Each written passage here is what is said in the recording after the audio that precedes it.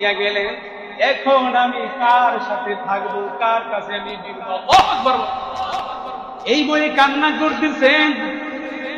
এবার কিছুদিন যাওয়ার পর হযরতে আবু যর গিফারী রাদিয়াল্লাহু তাআলা আনহু দেখলেন মদিনার মানুষগুলা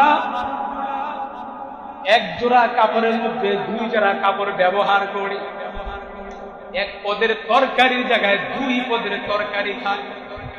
এই দৃশ্য দেখে আবু যর গিফারী লাঠি দিয়ে মানুষকে আঘাত করে আমিরুল মুমিনিন হযরতে উসমান রাদিয়াল্লাহু তাআলা আনহু দরবারে খবর গেল, আরে আমিরুল মুমিনিন আবু যর গিফারী মানুষকে পানি মারধর করে। এবার হযরতে উসমান রাদিয়াল্লাহু তাআলা আনহু উনি ডেকে আনলে, আনার পরে জিজ্ঞাসা করলেন, এরে আবু যর গিফারী মানুষকে তুমি কেন মারধর করতে? আবু যর গিফারী বলেন, মায়ার কথা শুনে অন্যের হাতে এলাকার বাসী শুনে না, কত ভাই আছে আলমারি ভরা কাপড়, কত ভাই আছে আজকে জুমার দিন 5 পদের তরকারিতে ভাত খেতে আসছে। কথা বলা আসে না, কিন্তু পাশের ভাই বড়ি এক পদের তরকারিও না। হযরতে আবু যর গিফারী বলেন, এ উসমান শুনে না, আমার নবীর ঘরে কোনদিন খাবার ছিল, আমার নবীর ঘরের মধ্যে কোনো খাবার ছিল না।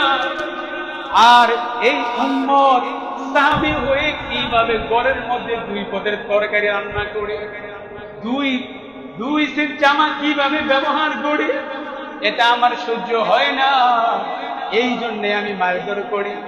হযরত উসমান রাদিয়াল্লাহু তাআলা চিন্তা করলেন, খাদেম রাসূল, রাসূলের খাদেম কোনো কিছু বলা যাবে না।